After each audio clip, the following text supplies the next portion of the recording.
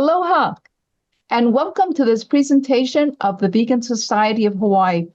We are so thrilled and honored today to welcome an old friend of the Vegan Society of Hawaii, Michael Greger, MD. He's going to give a presentation entitled How Not to Age. Without further ado, I want to welcome Dr. Greger. Aloha, everyone. Looking forward to being back in paradise next spring, probably, to see everyone in person. Because the single greatest risk factor for most of our killer diseases is how old you are, one could argue that the leading cause of death is actually aging. The rate of death increases exponentially for age-related diseases such as heart disease, cancer, stroke, and dementia. So yes, within the same age bracket, having a high cholesterol can increase your risk of heart disease up to 20-fold, but an 80-year-old may have 500 times the risk of having a heart attack compared to a 20-year-old. Now, the reason we focus on things like cholesterol is because it's a modifiable risk factor, but what if the rate of aging were modifiable too? My inspiration for writing How Not to Age was the consensus document, Interventions to Slow Aging in Humans, compiled by the top researchers in the field, the likes of Longo, Sinclair, Fontana. They were brought together to identify the most promising strategies to combat aging. They identified a list of essential pathways, for example, drugs that can block the hormone IGF-1, or drugs to block the pro-aging enzyme mTOR, but I realized, wait, every single one of these could be regulated through diet. That became the opening section of the book. For example, boosting something called autophagy. At any given time, most of our cells are producing and assembling more than 10,000 distinct proteins, many of which can be misfolded or damaged at any time and require a cleanup on aisle 3. That's where autophagy comes in. From the Greek words for self-eating, it's a housekeeping process by which defective cellular components are broken down and scrapped for spare parts. This doubles as both salvage operation and quality control, renewing our cells in a sort of cellular reset. As one review put it, the janitor is the undercover boss. Self-digestion for lifespan extension. Enhanced autophagy delays aging. But unfortunately, our ability to take out the trash declines with age. The drug industry is eager to pharmacologically modulate autophagy to combat aging, but we can do it naturally. One way is through fasting. Unfortunately, autophagy doesn't really maximally ramp up until after a day or two of fasting, which may be too long to go unsupervised. Fasting longer than 24 hours should probably only be done under medical supervision, preferably in a live-in clinic. This is not just legalistic mumbo-jumbo. For example, normally your kidneys dive into sodium conservation mode during fasting, but should that response break down, you could rapidly develop an electrolyte abnormality that may only manifest with nonspecific symptoms like fatigue or dizziness, which could be easily dismissed until it's too late. Thankfully, there's another way to activate autophagy. You can fast or go fast. Exercise induces autophagy. As the researcher said, I've always known exercise is good for you, but when we found out it increases autophagy, I finally got a treadmill. You have to do it enough, though. Autophagy is activated after 60 minutes of moderate-intensity exercise like brisk walking, but only 20 minutes fails to move the needle. What about diet? Any foods to avoid? Acrylamide can inhibit autophagy. Acrylamide is a toxin found concentrated in French fries and potato chips that's formed during the frying process. The fact that high acrylamide exposure is associated with as much as double the risk of premature death would be consistent with an anti-autophagy effect, though diminished lifespans among eaters of fatty, salty snacks isn't exactly a revelation. You can't know if it's cause and effect until you put it to the test. Before being asked to eat a bag of potato chips every day for a month, study subjects were given weeks of boiled potatoes mixed with the same amount of fat and salt as the chips. Compared with the fatty, salty, boiled potatoes, their C-reactive protein levels shot up 50% on the chips, suggesting chronic ingestion of acrylamide-containing products induces a pro-inflammatory state. However, deep frying caused the formation of all manner of undesired foodborne toxicants.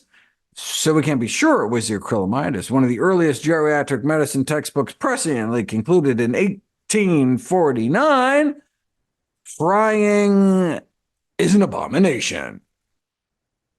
If you just must have your French fry fix, air frying produces about 90% less acrylamide. Anything that can help? Starving yourself generates discomfort, but there is something that activates autophagy that many people find comforting: coffee. About 20 studies have followed more than 10 million people over time, and those drinking 3 cups of coffee a day had 13% lower risk of dying from all causes put together.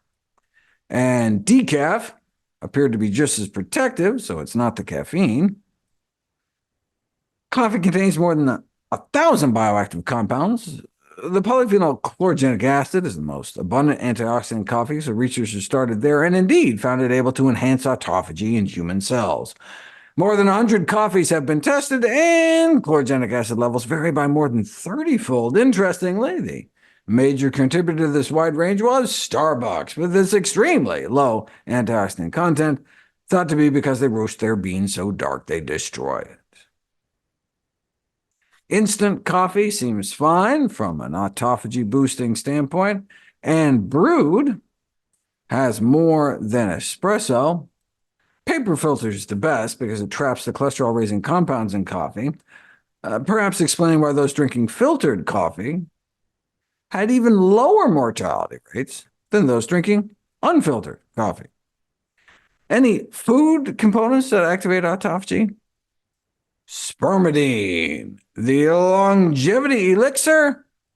Spermidine. Don't be put off by the name. Spermidine and its byproduct spermine are actually found throughout the body. When it was later independently discovered in the muscles and brain, they called it musculamine and neurodine, until they found out, oh, it was all the same compound, so naming rights defaulted to the less palatable original. Our body can make it from scratch, but we can also boost levels by eating spermidine-rich foods, which is good news because our spermidine levels tend to decline with age, dropping by more than half by the time we reach our 50s.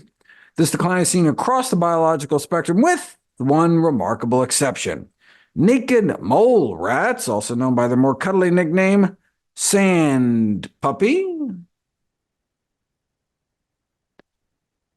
considered to be a non-aging mammal, perhaps in part because they're able to maintain high levels of spermidine, something you also see in human centenarians. Hundreds of men and women in their 40s through 80s were followed for 20 years, and after looking at 146 different components of their diets, the single most predictive of longevity was spermidine. Higher spermidine intake is linked to lower mortality. Those who consumed the most spermidine had a reduced risk of death from all major causes, which is what we'd expect from an anti-aging compound. Induction of autophagy by spermidine promotes longevity. In a database of more than 1,000 life-extending compounds, among the small subset with the fewer side effects, spermidine has the largest documented lifespan extension. This led some to propose that spermidine may be an anti-aging vitamin. When we're younger, we seem to be able to make enough, but as we get older, we may need to start ensuring we get enough through our diet to maintain autophagy into old age. Well, if spermidine is an anti-aging vitamin, where is that vitamin found? Beans. Beans are said to have the highest natural amounts of fermented whole soy food called tempeh, tops the list, along with plain white button mushrooms, though pig pancreas does take the bronze. While some have suggested the genetic engineering of high spermidine crops, there are already a plethora of naturally spermidine-rich foods. The single most concentrated source is wheat germ, with 2.5 milligrams of spermidine and just the 7 grams in a tablespoon. It's also the cheapest source, costing as little as 2 cents per milligram. You can't get a lot of pancreas for 2 cents. Does wheat germ actually do anything? Let's randomize people to some dinner rolls and find out. A randomized double-blind pilot in which older individuals were secretly slipped some spermidine in the form of wheat germ baked into bread rolls, or placebo rolls with wheat bran instead, and those with mild dementia improved way beyond all available anti-dementia drug treatments so far. Admittedly, that's not saying much, but what's the harm of sprinkling a little wheat germ onto your food? The latest Alzheimer's drugs don't appear to work at all.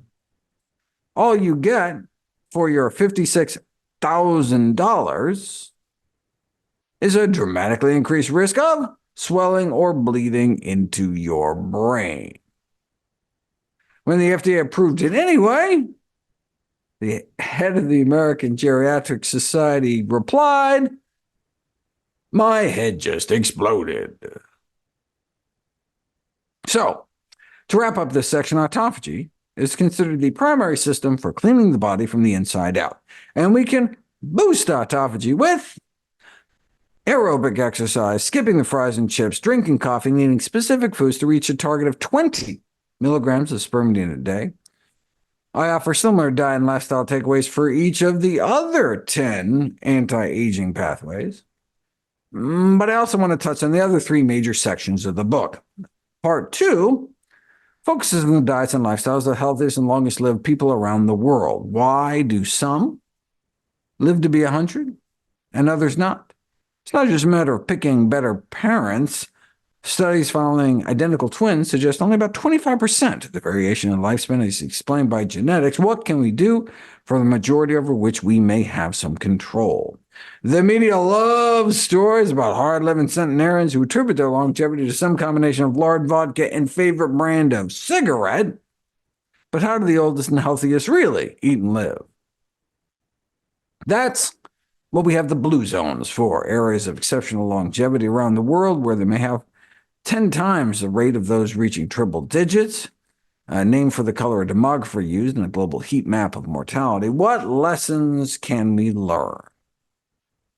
The Blue Zones organization distilled findings from more than 150 dietary surveys in the world's longest-living people to create a set of 10 food guidelines. The foundation of the Blue Zones food guidelines is making your diet at least 95% plant-based, avoiding highly processed foods, and emphasizing beans as a healthy source of protein, water as the best beverage, and nuts as a healthy snack. That's the foundation.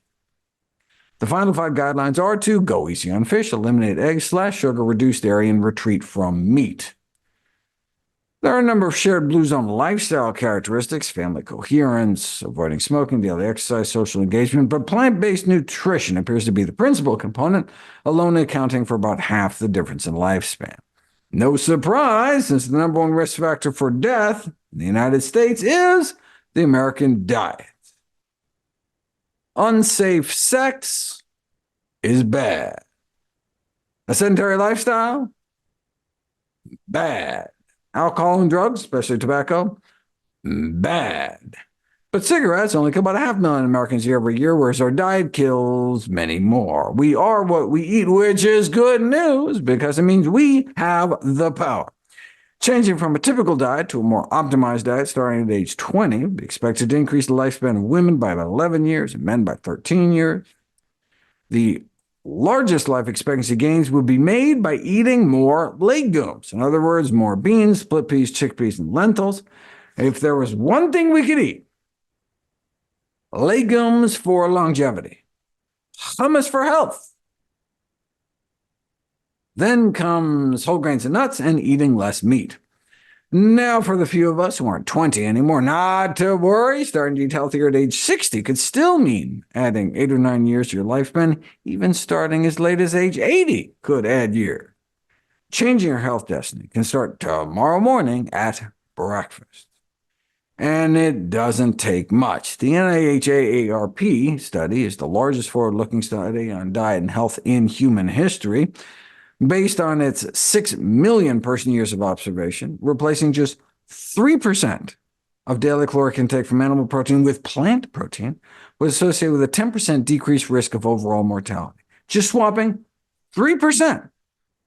Of all the animal protein sources, eggs were found to be the worst. Swapping in 3% of plant protein for egg protein was associated with twice the benefit, 20% lower mortality, having scrambled tofu instead. But does eating healthier actually slow down aging? Adopting a plant-based dietary pattern, especially when rich in healthful plant foods, was associated with substantially lowered pace of aging. All we need now is an interventional trial to show cause and effect, and here we go. Randomize hundreds of women to a diet centered around healthy plant foods or exercise, or neither, and though the physical activity sadly failed to slow aging in and of itself, those in the plant-based dietary intervention group had a significant slowing of biological aging. Of course, it isn't just about adding years to your life, but a life to your years. An unhealthy aging index was devised to measure functional impairments, vitality, mental health, physical health, substituting even just 1% of calories from plant protein for animal protein appeared to lead to significantly less deficit accumulation, and substituting 5% may reduce the risk of dying from the greatest deficit, dementia. That may explain why those who don't eat any meat at all may be up to 3 times less likely to become demented later in life. But again, it's not all or nothing. In fact, the worst thing about humanity's diet is neither animal nor vegetable, but mineral: sodium. Here are the top 5 fatal flaws in our diet. Millions of deaths every year may be attributable to not getting enough whole grains, not eating enough fruit, not enough nuts and seeds, not enough vegetables. But the single deadliest ingredient in humanity's diet is something that we get too much of, and that's salt, our #1 dietary risk factor for death. A recent whopping study, for example, found that those who salted their food at the table at age 50 appeared to have a 2-year lower life expectancy compared to those that didn't. So swapping out the salt shaker for some salt-free seasoning or salt substitutes could potentially add years to your life. How do we know its cause and effect? 5 kitchens at a veteran's retirement home were randomized into 2 groups for a few years, offering meals salted either with regular salt or, unbeknownst to them, a 50-50 blend of regular salt, sodium chloride, with a salt substitute like these, potassium chloride.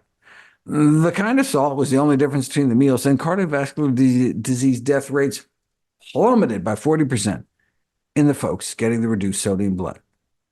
The new difference in life expectancy between the 2 groups at age 70 was equivalent to that which would have occurred naturally in 14 years, meaning that switching to even just half potassium salt, for which you wouldn't even be able to taste a difference, appeared to effectively make people more than a decade younger when it came to the risk of premature death. What did the likes of the Salt Institute have to say about public health recommendations to reduce sodium intake? In testimony before a congressional committee, the presumption that healthier diets would cut healthcare costs was challenged. Indeed, one processed food defender testified, healthcare expenditures increase if lifespan is prolonged. If people eat healthier and live longer, it can be more expensive. Noting if tobacco were banned, the increase in expected lifespan would increase the cost of care of old people. Think how expensive it would be if people started taking better care of themselves and didn't conveniently die on time. Ultra-processed foods, often packed with added salt, sugar, and fat, consistently account for more than 50% of our dietary caloric intake. More than half of our diets is junk. Not surprisingly, these foods are associated with a greater risk of dying prematurely. So just cutting back on animal foods isn't enough. Healthy plant-based diets are associated with a significantly lower risk of dying, but unhealthy plant-based diets are not. In the Harvard cohorts, the more you minimize meat, eggs, and dairy, the lower your risk of death falls. But that's only if you're eating healthy plant foods. If instead just pile on the junk like chips and soda, you can increase your risk of death overall, even if animal products remain low. Same in the Million Veteran Program. Study healthy plant foods, reduce their risk of death. But if your idea of a plant-based diet is a vegan donut, you're not doing your body any favors. Same with the risk of cognitive impairment. Only healthy plant-based diets reduce risk. Same with depression and dementia. The same with frailty. Healthy plant foods good, plant-based junk bad. And the same with aging. The more people cut down on meat, dairy, and eggs, the slower they appear to age. But that's only if you replace them with healthy plant foods. Pile on the junk and you can accelerate aging. That's why Professor Emeritus of Biochemistry at Cornell, T. Colin Campbell, coined this term, whole food, plant-based diet. As a physician, right, terms like vegetarian and vegan just tell me what you don't eat. I mean, do you actually eat vegetables? Professor Campbell's physician son and daughter-in-law tried putting a group of vegetarians and vegans on a whole food plant-based diet. In 8 weeks, they lost 10 pounds, dropped their LDL cholesterol 15 points. In other words, vegans may benefit from eating a little more plant-based too. Now, meat is the problem in terms of lifespan. Eating a burger may cut one's life as short as smoking 2 cigarettes. So if it wouldn't even occur to us to light up before and after lunch, maybe we should choose the bean burrito instead. What about fish? Unfortunately, our oceans have essentially become humanity's sewer. Everything eventually flows into the sea, so the consumption of contaminated seafood has become the main route of human exposure to chemical pollutants. Yes, a variety of foods are affected, but the number one source of DDT? Fish. The number one source of PCBs? Fish. Salmon is the worst when it comes to PCBs, followed by canned tuna. Salmon also has the highest levels of dioxin-like compounds. So on the one hand, fish has long been viewed as a healthy dietary component because they're long-chain omega-3s, but on the other hand, we've so polluted our world that now we're seeing heavy metals, pesticides, flame retardants in fish, forever chemicals, which may explain why, despite their omega-3s, there's been a failure to consistently observe beneficial effects of fish consumption. So, if we had a time machine to go back before the Industrial Revolution, that may be one thing, but now we have studies like this, where mice fed farmed salmon fillets with common levels of persistent organic pollutants were found to develop insulin resistance, glucose intolerance, abdominal obesity, fatty liver, chronic low-grade inflammation. So even just background levels of pollutants that might be presumed to be safe could completely counteract the potential benefits of omega-3s, in particular leading to serious metabolic issues. For mercury, it's more about brain function. Hundreds of thousands of babies born with brain damage every year as a consequence of their mothers consuming mercury-contaminated fish during pregnancy, with the resulting loss of intelligence estimated to cause billions of dollars of lost productivity every year. In the aging literature, there are cases like this: a man with years of progressive memory loss, tentatively diagnosed with Alzheimer's dementia. His friends and family assumed he was nearing the end of his life. But a detailed history revealed that he had consumed swordfish once or twice a week. When the fish was removed from his diet, the mercury level fell, and his memory bounced back. No more dementia. So it seemed he didn't have Alzheimer's after all, but rather mercury poisoning from a handful of monthly meals of contaminated fish. You can see the same remarkable reversals with hair loss. Here's a common story. A perimenopausal woman seeks help for hair loss. Blood tests indicate elevated mercury levels, and no wonder she had a diet high in tuna. But within 2 months of skipping fish, her hair started to grow back, and eventually her hair regrew completely. So, doctors should consider screening for mercury toxicity when they see hair loss, since there's something we can do about it. Instructing patients to reduce fish intake could offer relief of symptoms and uncover dietary habits that may be a source of heavy metal-induced hair loss. Though admittedly, sometimes heavy metal can lead to too much hair. Happy to cover other foods and beverages in the Q&A, like what about red wine, what about green tea, but let's move on to part 3. What can we do to preserve our bones, bowels, bladder, and circulation, our hair, hearing, and hormone balance, immune function, joint health, our mind and our muscles, sex life and skin, our teeth, vision, and finally, our dignity in death? Let me share a few quick pearls. For example, did you know that 85% of age-related bone fracture risk has nothing to do with bone mineral density? That's just been drilled into our heads by Big Pharma and the billion-dollar bone density screening industry. Fractures are primarily due to falling, not to osteoporosis. So it's age-related muscle loss and impaired balance that may be breaking most of our bones, which is good news because we can do something about it. 7 randomized controlled trials found that strength and balance training can cut fracture rates nearly in half. And that's just during the trial. In the 5 years after this 1-year study ended, those who had previously been randomized to the combined strength and balance group suffered 74% fewer fractures. That's far more effective than osteoporosis drugs like Fosamax that can cause fractures, atypical femoral fractures, in as many as 1 in 300 users.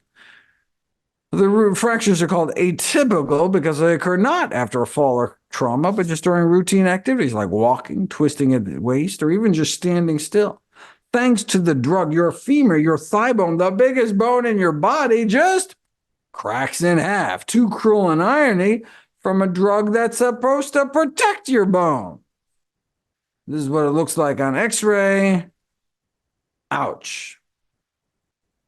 After bones, I talk about preserving your bowel function in chapter number 2.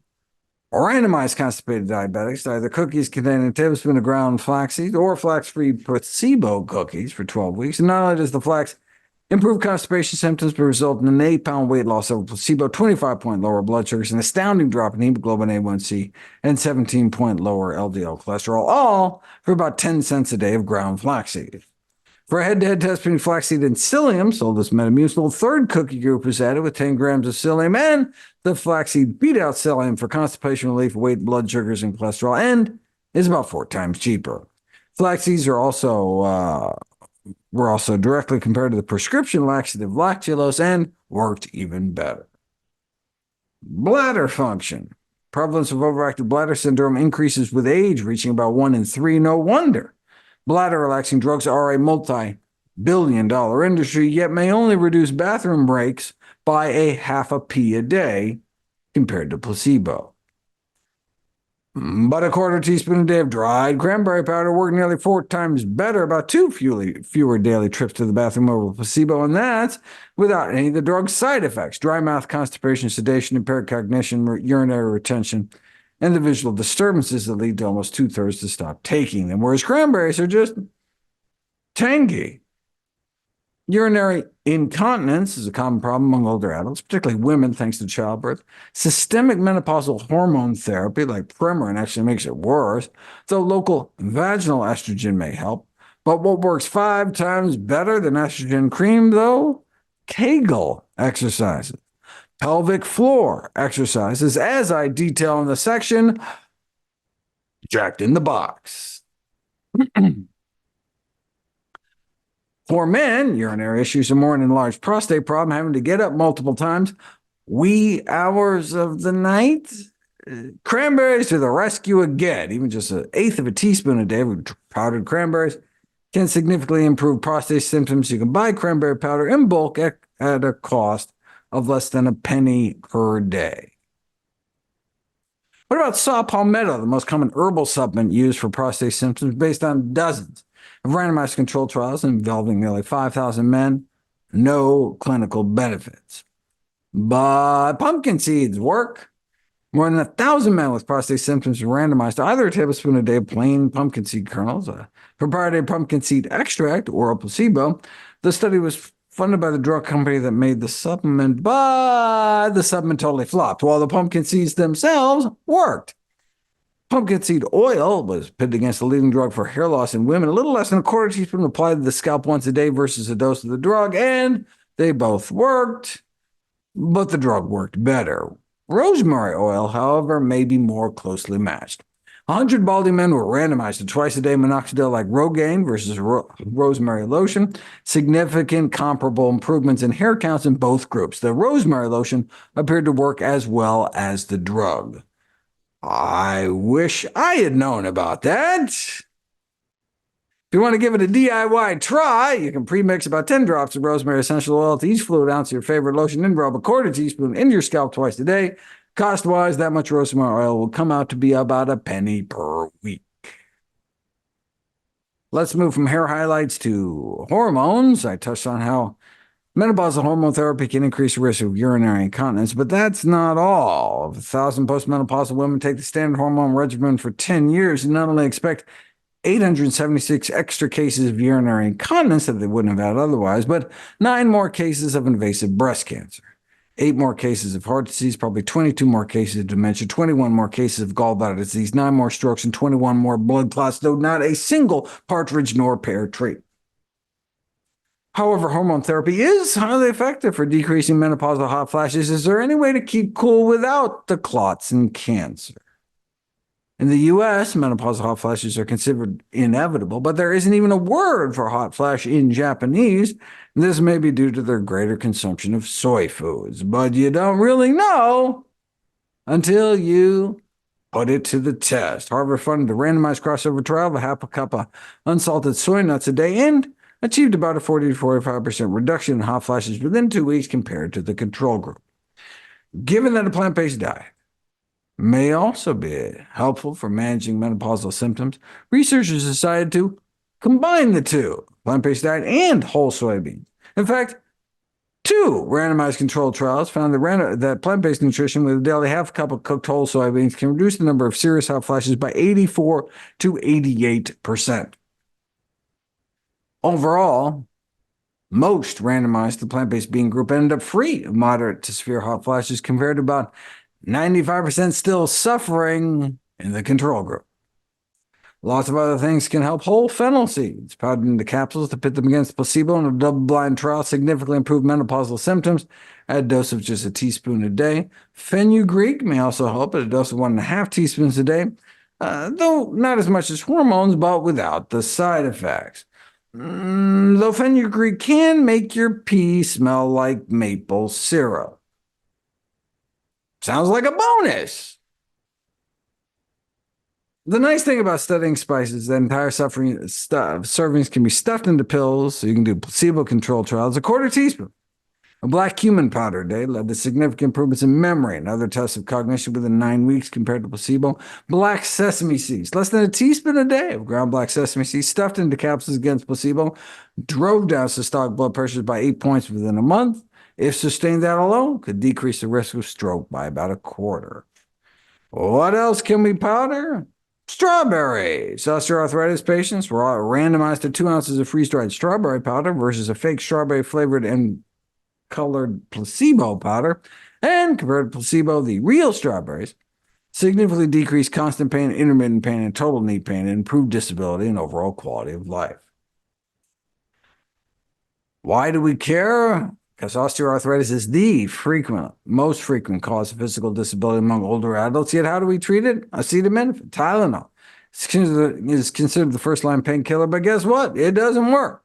I mean, it works, but just not much better than the sugar pill. But at least it's not going to make matters worse, like other things we doctors have cooked up, like steroid injections, which actively worsen joint deterioration and offer no greater pain relief than placebos, or arthroscopic surgery, which may end up tripling our risk of ending up having to get a full knee replacement.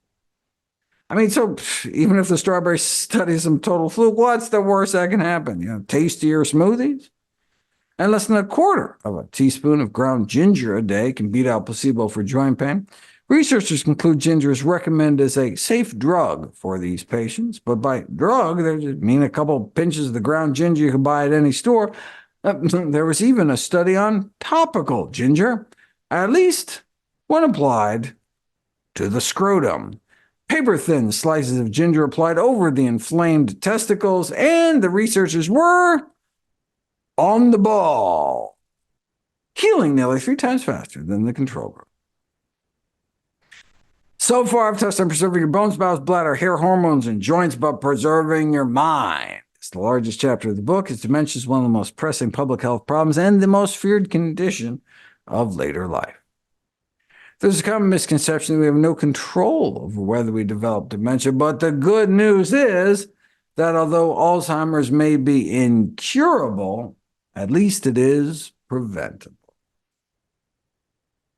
There's an emerging consensus that what is good for our hearts is good for our heads, because clogging the arteries within the brain with atherosclerotic plaque is thought to play a role in the development of Alzheimer's dementia. This is what our cerebral arteries should look like: open, clean, allowing blood to flow throughout the brain.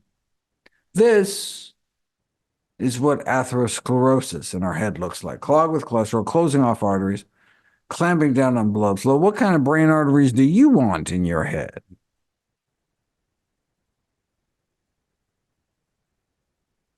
Too much cholesterol in our blood is unanimously recognized to be a risk factor for the development of Alzheimer's disease. So the total cholesterol of 225 or more may have nearly 25 times the odds of ending up with amyloid plaques in the brain 10 to 15 years later. Cholesterol explains how the Alzheimer's gene ApoE4 ravages the brain. After all, ApoE is the major cholesterol carrier in the brain. LDL cholesterol in those with bad gene variants of ApoE averages 40 points higher, but switch people to a diet lower in animal fat, and diet can trump genetics. This may explain the so-called Nigerian paradox, where they have among the highest rates of the Alzheimer's gene, but some of the lowest rates of Alzheimer's disease. How is that possible? Genes load the gun, but lifestyle pulls the trigger. The paradox may be explained with their low cholesterol levels, probably due to their diets low in animal fat. Human beings may have evolved to maintain an LDL cholesterol of around 25, but the average in the Western world is approximately 120. No wonder heart disease is the leading cause of death in high-income countries, and guess what is killer number 2? Dementia. That helps explain why the so-called Alzheimer's gene is the single most important gene when it comes to longevity, too, which is good news, because even if we've been dealt some bad genetic cards, we still may be able to reshuffle the deck with diet.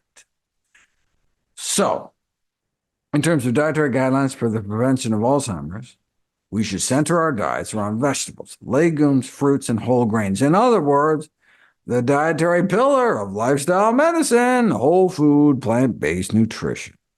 Or even simpler, plants, and more plants. Any plants in particular? Note that the Loma Linda Alzheimer's Prevention Program singles out berries and greens. When the cognition of hundreds of twins was followed over a decade, consuming the berry pigments in less than a quarter cup of blueberries a day, around a daily cup of strawberries, was associated with slow cognitive aging by about 4 years, and nearly all the randomized controlled trials of blueberries and cognitive performance found improvements in at least one brain domain, perhaps because blueberry consumption can improve blood flow to certain critical regions of the brain.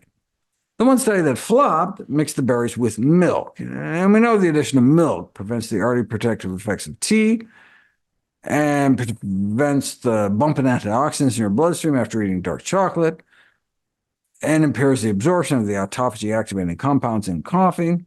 What about mixing berries and cream?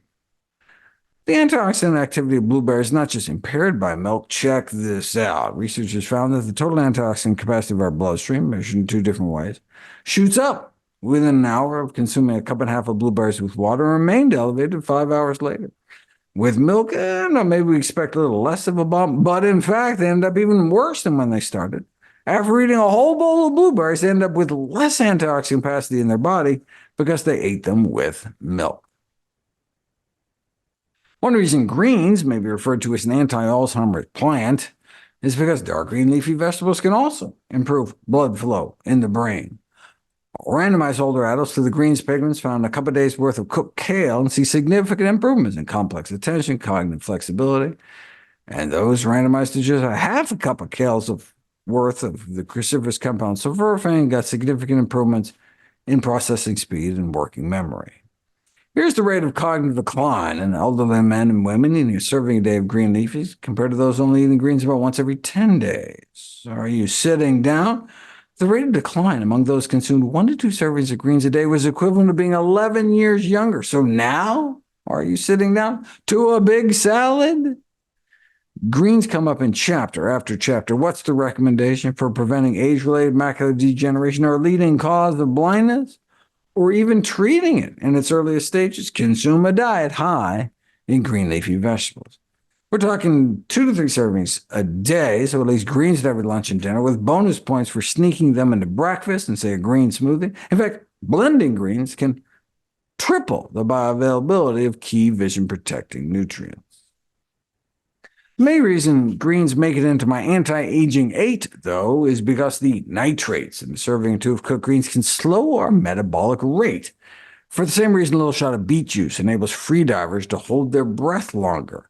It improves the efficiency of our mitochondria, the little power plants in our cells, allowing us to effectively extract more energy from each breath. Another dietary intervention that has a similar effect in slowing metabolism is calorie restriction. The candle that burns half as bright burns twice as long, but instead of starving all the time, you can just eat a big salad. What else can greens do? Harvard Nurses Health study, the consumption of leafy greens appeared to protect against the development of frailty. And when put to the test, in a randomized double-blind placebo-controlled trial, the equivalent of about 2/3 of a cup of spinach led to a significant boost in muscle strength, muscle quality, and muscle mass in older men and women.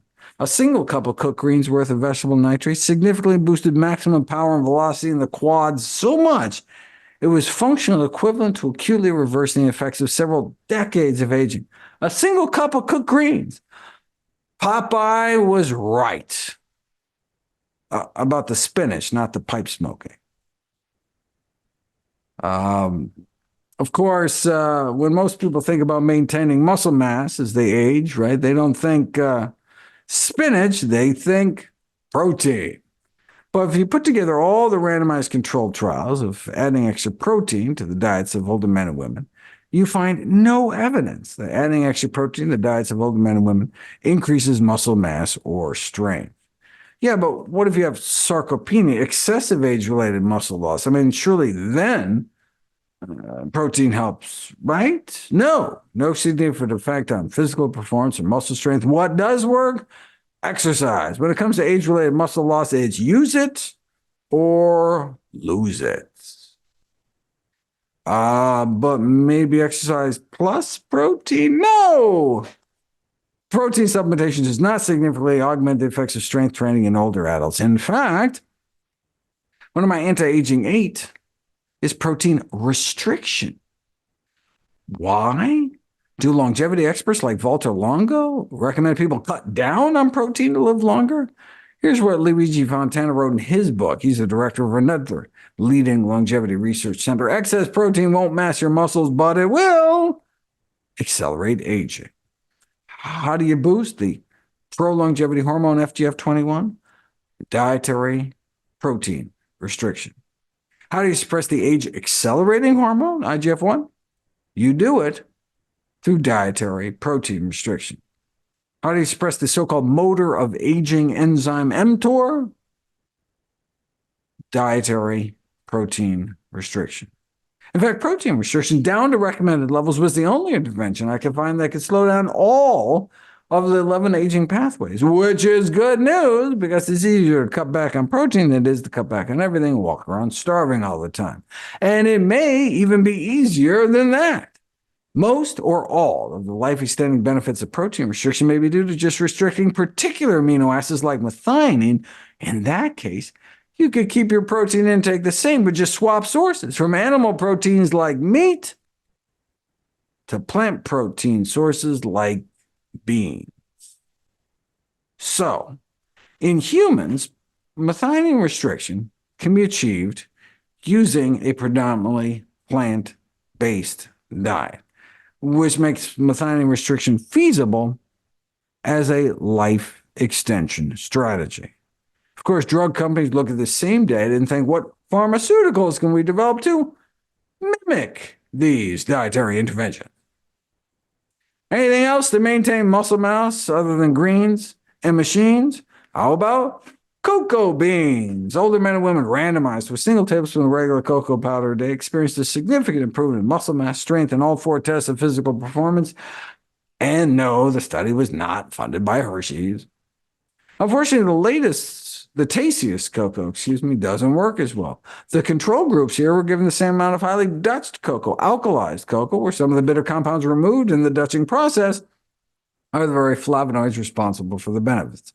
But natural cocoa is so good, it can improve walking performance in those with peripheral artery disease, not only by improving blood flow, but as muscle biopsies showed, improving mitochondrial activity. This is consistent with improved mitochondrial structure as well, in biopsies taken from people's quads, though this study was funded by Hershey's. What else can cocoa do? Increase the circulation within our skin, boosting it 70% within 2 hours, after less than a tablespoon. Do that every day, and within 3 months you get a significant improved skin thickness, density, and hydration.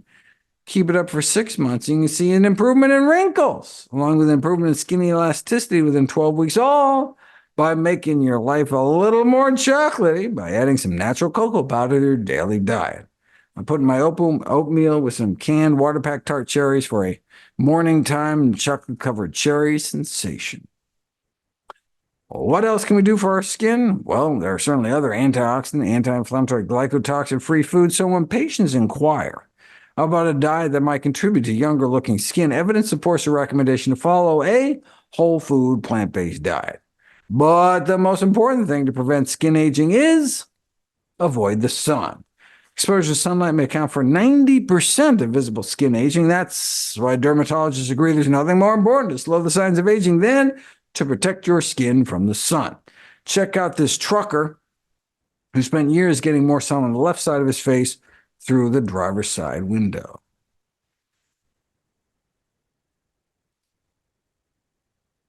So, the gold standard is considered to be the use of sunscreen in the daytime, so-called retinoids at night. They're talking about a prescription-only form of topical vitamin A, known as all-trans-retinoic acid, or tretinoin, sold as Retin A, that has been widely shown to improve skin appearance. The only problem is that it may kill you.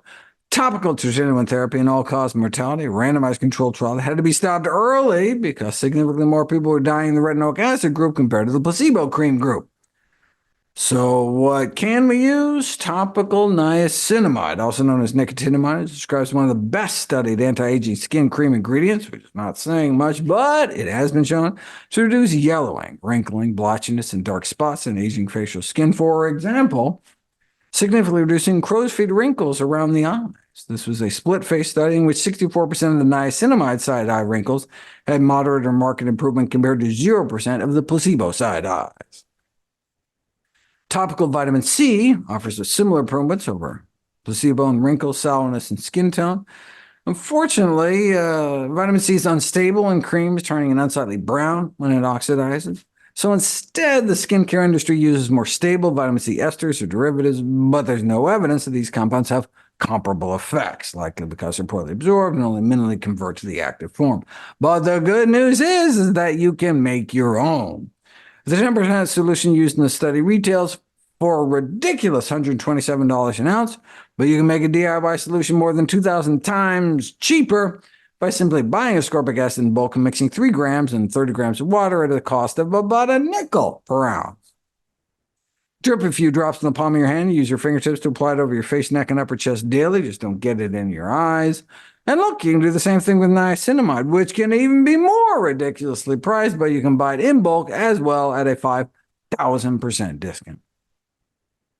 I could go on, and the book certainly does, but let me close out by going back to the basics. From the anti-aging journal Rejuvenation Research, finally, a regimen to extend human life expectancy. Was it some exotic new stem cell treatment or gene therapy? No. It was a reference to this Harvard analysis. More than 100,000 men and women were followed for decades in just a few basic lifestyle behaviors, appeared to translate into 12 to 14 years of extra lifespan for the average 50-year-old. Even at age 50, you may be able to add an extra dozen years to your lifespan. Even at age 70, there could still be about 10 extra years on the table. And if you clean up your life before age 50, nearly 18 years may be up for grabs based on simple, common-sense behaviors.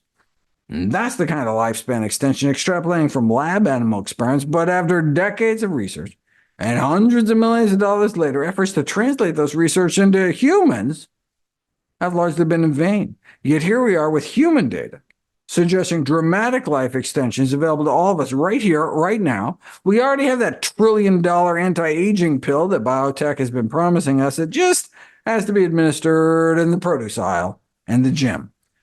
Turning back the clock, not with a drug or a DeLorean, but just by eating and living more healthfully.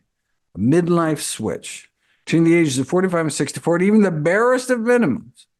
At least 5 daily servings of fruits and vegetables a day, walking even like 20 minutes a day, maintaining a healthy weight, and not smoking, can result in a substantial reduction in mortality, even in the immediate future. We're talking a 40% lower risk of dying in the subsequent 4 years. So if anyone listening to this is between the ages of 45 and 64 and wants to reduce their risk of dying by 2028 by 40%, it's easy. Researchers conclude that making the necessary changes to adhere to a healthy lifestyle is extremely worthwhile. In middle age is certainly not too late to act. You hold the power. Okay, so I was only able to get to about 100 studies, how not to age. Ended up with over 13,000 citations, so I've only been able to cover about 1% of the book. For the other 99%, you'll have to check it out at your local public library. Or if you want to buy it, know that all proceeds I receive from the sale of all my books goes directly to charity. I just want you and your loved ones to enjoy the longest, healthiest life. Thank you. Thanks so much. Can you stay with us for a Q&A? Let's do some questions. Fantastic question. And I'm sure lots of people have some great tips they can share with you. What I do is a lot of batch cooking. So I use an Instant Pot. I use an electric pressure cooker. So you can make, tons of beans and grains and everything super quick, super easy. And then, so, if I, I just make, however many oat groats I need for, and I just put them in little Tupperware containers. You can freeze them and put it in the fridge. And so then, you make a big thing of chili, you make a big thing of pasta sauce, make a big thing of anything. And then you've got, meals all week and you just don't even have to worry about cooking. And then in terms of like, well, what do you do about, so these studies were done on cranberry powder. Sure, you could buy capsules with cranberry powder, but you can just get it in bulk and sprinkle it with a spoon onto anything you want to eat. So that's super easy. Yeah. So this really should, look, if you wanted to, you could get all gourmet and, certainly some of the raw food stuff, all sorts of crazy things that take, 20 hours to dehydrate and, so you can get as fancy as you want, but you can also get as simple as you want. We're really just talking about some of the real basics, the fruits, vegetables, legumes, whole grains. And, it's, easy to, come up with, look, think about me, think about my schedule, think about how busy I am. Yet I've got no problem about eating super fast, super easy, because I eat pretty simple. And so it's easy to throw together a few ingredients, make huge batches of stuff, and not spend a lot of time. Oh, there's a number of companies that actually have kind of prepared, meals that you can that you can order. So they're expensive, but look, there's nothing more important than your health. And for whatever reason, you can't or don't want to or won't cook. So there's frozen, fresh, freeze-dried, and dried options out there. So for frozen, there's a company called Mama Says that'll send you frozen meals that you can just heat up. There's a company called Whole Harvest that'll send you fresh meals, at a week at a time. And then there's freeze-dried, there's leaf side, where it's just add boiling water and poof, you're done. And then there's dried foods like mug muffin, which is a kind of a dried, whole food plant-based dry mix where you add water and you put it in the microwave and it basically makes an instant muffin in 30 seconds. So those are four of the options I know of. I do use some leaf side on the road because it's light. It's it's freeze dried, so it's very light to travel with. Because sometimes I'm stuck and I just use like the hot water and a hotel coffee maker to make a meal. But normally, if I land and there's a Whole Foods or something, I just go to their, usually have a hot bar, a big salad bar, and you can kind of pick and choose your own food. That's really the healthiest way to probably eat on the road. Yeah, so our target should be 600 milligrams of calcium a day, ideally from low oxalate dark green leafy vegetables. That's all greens except for spinach, beet greens, and Swiss chard. All great, fantastic foods, but they're just stingy with their calcium. So eat kale and arugula and bok choy and all those other wonderful things. In terms of stem versus leaf, actually, at least in broccoli, there's actually more calcium in the stem than the florets. But eat it all. And then in terms of obviously cooking, the heat doesn't hurt the minerals, or in fact, how you figure out how many minerals a food has is you incinerate it to ash, and what's left is the minerals. But yes, there can be leaching when you're boiling. Although I don't know if you leach much calcium.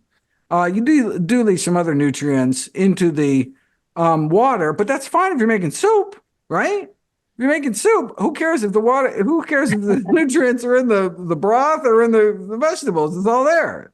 But if you boil it and then dump the water away, you're losing some nutrition. If we're going to boil our grains, we should do it in something that we're actually going to eat. But steaming, even though, yes, the steam water turns green, you're like, I'm losing something. It's remarkably nutrient preserving. So I wouldn't worry about that. You should absolutely not. And you should check out my videos on both the calcium, the safety and efficacy of calcium supplements on nutritionfacts.org.